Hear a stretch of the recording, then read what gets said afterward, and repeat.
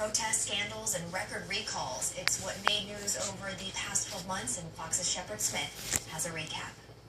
2014 brought more gridlock in Congress, tension at home and around the globe, a deadly outbreak, and a historic election. The year started with a pay raise for low-income workers. Higher minimum wages took effect in 13 states, and President Obama signed an executive order raising the minimum wage for federal contract workers.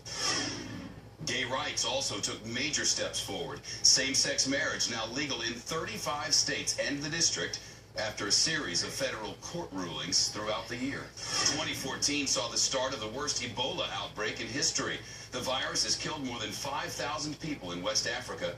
Thomas Duncan was the first patient diagnosed in the United States. Doctors say he came down with the disease in Liberia and died at a hospital in Dallas. His treatment led to the infection of 2 nurses who later recovered. Russia took over the Crimean Peninsula and stirred up even more trouble in eastern Ukraine. The U.S. slapped financial punishments on Moscow, and then the downing of Malaysia Airlines Flight 17 over Ukraine killed all 298 people on board. Pro-Russian rebels and government forces blamed each other. Another Malaysia Airlines flight, MH370, disappeared in March, and it's still missing. Despite an exhaustive international search, nobody has found one sign of that jet. In Washington state, a huge mudslide engulfed an entire neighborhood, destroying homes and killing dozens of people. General Motors recalled a record 30 million vehicles because of safety problems, including faulty ignition switches blamed for at least 36 deaths. The CEO, Mary Barra, told Congress the company will do whatever it takes to compensate the victims. In Nevada, a tense standoff between the federal government and supporters of rancher Cliven Bundy. He refuses to pay grazing fees to the Bureau of Land Management. Most of the armed protesters left, but Bundy has not resolved his payment dispute. The militant group Boko Haram kidnapped 276 schoolgirls in Nigeria and threatened to sell them as sex slaves. At last word, activists said most of the girls were still in captivity. The first major tornado outbreak of the year hit the United States in late April. The twisters killed more than 30 people in the Midwest and the South. A major scandal rocked the Veterans Administration. The VA Secretary, General Eric Shinseki, resigned over the summer after revelations of long waits for appointments and secret waiting lists at VA hospitals.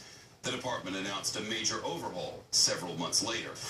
The Taliban released the American prisoner Bo Bergdahl in exchange for 5 detainees from Guantanamo Bay. The U.S. military launched an investigation into whether Bergdahl deserted his post before the Taliban captured him.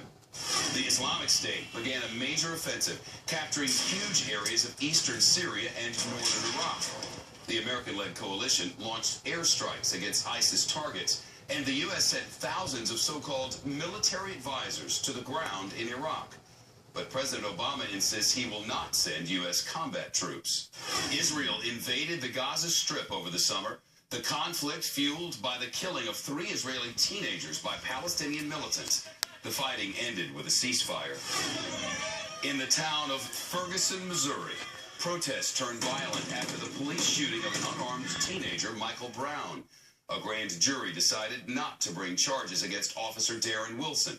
That sparked new violence in Ferguson and protests all across our country. In August, Robin Williams took his own life at the age of 63. His suicide put a new spotlight on depression and mental health. In Pennsylvania, a huge manhunt for Eric Matthew Freen, the 31-year-old survivalist accused of shooting 2 state troopers, killing one of them. U.S. Marshals finally captured Freen at the end of October after he'd spent 6 weeks on the run. A milestone for Lower Manhattan. One World Trade Center opened its doors for the first time to new tenants more than 8 years after construction began. The 2014 elections ended with a GOP bang, Republicans winning control of the Senate and adding to their large majority in the House. Washington ended the year with a contentious fight over immigration reform. President Obama announced a plan to use executive authority to shield at least 4 million immigrants from deportation. Republicans say they're considering their options to block enforcement of that action. Looking ahead to 2015, we're waiting to see if the president and the new Congress can work together. And with the midterm elections behind us, the race for the White House is already heating up. Of course, we'll be here for all of it. In New York, Shepard Smith, Fox News. A group of